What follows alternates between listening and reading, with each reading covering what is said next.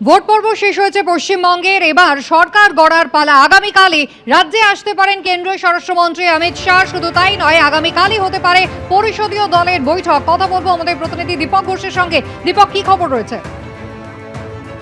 দেখো, দিল্লি থেকে যে খবর রাজ্য দপ্তরে পাঠানো হয়েছে তাতে বলা হয়েছে যে অমিত শাহ নিজেই কালকে যেতে পারেন, কিন্তু তার নির্দিষ্ট কর্মসূচি এখনো জানানো হয়নি। যেটা মনে করা হচ্ছে যে আগামীকাল হয়তো পরিষদীয় দলের বৈঠক ডাকা হতে পারে। ইতিমধ্যে বিজয়ী এমএলএরা, যে 206 জন এমএলএ রয়েছেন এই মুহূর্তে জয়ী, তাদেরকে কলকাতায় আসতে হবে এবং তারা কেউ কেউ পৌঁছে গেছেন, কেউ রওনা হয়েছেন।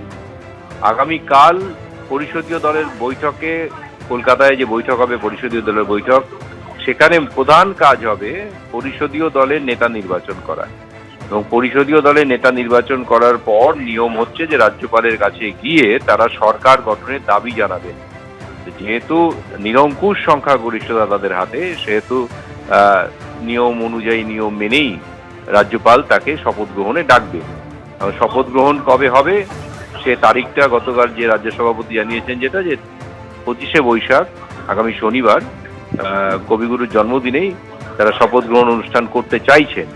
এখন সেটা হবে কিনা চূড়ান্ত হবে যে পরিষদীয় দলের বৈঠক, নেতা নির্বাচন, নেতার গিয়ে সরকার গঠনের দাবি জানানো, তাকে রাজ্যপালের তরফ থেকে আমন্ত্রণ করা এবং সেই অনুযায়ী শপথ গ্রহণ। এই পুরো প্রক্রিয়াটা এই নির্দিষ্ট সময়ের মধ্যে তারা করতে পারবে কিনা, তার কারণ নেতা নির্বাচন নিয়ে কিন্তু এখনো অনেকগুলো প্রশ্নচিহ্ন রয়েছে যে কাকে নেতা নির্বাচন করবে পরিষদীয় দল।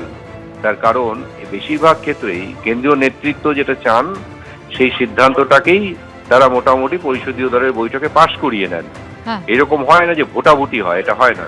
তো সেহেতু একাধিক নাম একেবারে। এবং এই যে পরিষদীয় দলের যে বৈঠক রয়েছে সেখানে পর্যবেক্ষকের দায়িত্ব দেওয়া হচ্ছে সম্পূর্ণভাবে অমিত শাহকে। আগামীকালই তিনি রাজ্যে আসতে পারেন বলে জানা যাচ্ছে এবং আগামীকালই বৈঠক হওয়ার সম্ভাবনা রয়েছে। দীপক, ধন্যবাদ।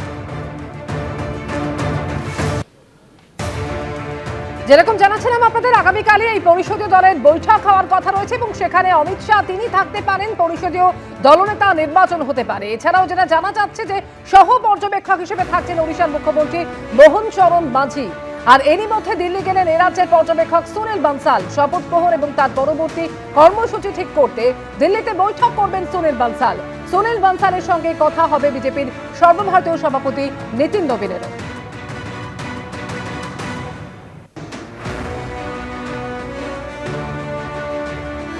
के बारे में क्या होगा? सभी को धन्यवाद। अभी आप कुछ मीटिंग सर, बुलाए कोई क्या? दिल्ली में बैठक होने जा रही है, ऐसा शुभेंदु अधिकारी को बुलाया गया है? अभी ऐसा अभी तय होगा तो बताएंगे जब भी आप होगा। दिल्ली जा रहे हैं साहब? अब दिल्ली दिल्ली में हाँ, कुछ हाँ। मीटिंग है क्या?